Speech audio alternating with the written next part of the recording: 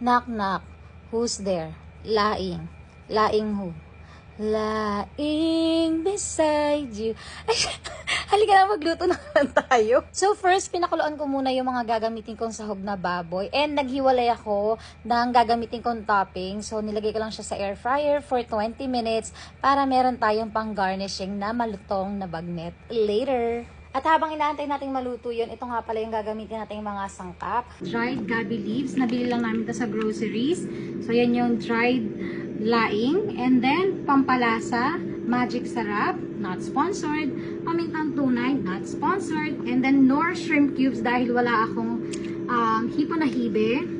Also not sponsored, Coco Mama dahil wala na akong time para bumili ng niyog, alamang, and of course, ang gagamitin aromatics, panggisa, luya, bawang sibuyas, and then pampang-ahong natin, siling green. Nagpabili pa ako ng siling pula mamaya. By the way, nagpakulo nga pala ako ng mainit na tubig and binlunch ko lang doon yung aking dried laing leaves kasi takot ako na maging makati siya. And hindi ko siya hinalo, nilulubog-lubog ko lang yung sandok para lumabas yung kanyang impurities.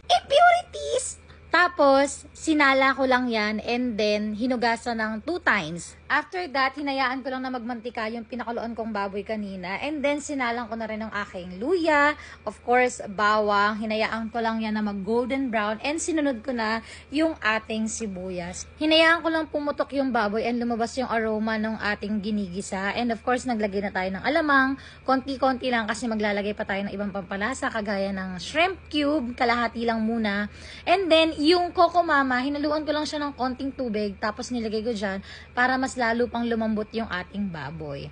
At nung malambot na nga, ay syempre, isinalang na natin ang ating gabi leaves. Hindi ko pala nilahat yun kasi sobrang dami, pero more than half ito. And again, sabi ng ilan sa mga experts na nagluluto ng laing, para hindi kumate yung dahon, wag hahaluin. So, gamit ang inyong sandok, ilubog-lubog nyo lang ang mga dahon para hindi ito kumate. After that, naglagay na ako ng siling green, nagdagdag pa ako ng siling pula para mas merong sipa yung anghang.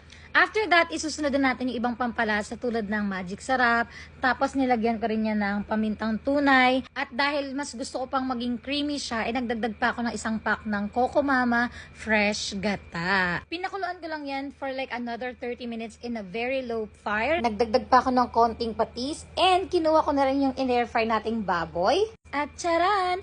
Ito na siya ang napakasarap na laing. Wow! May bagnet pa talaga.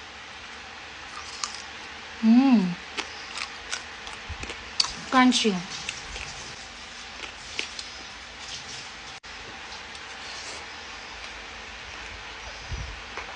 So creamy. And hindi siya makati sa dila Perfect.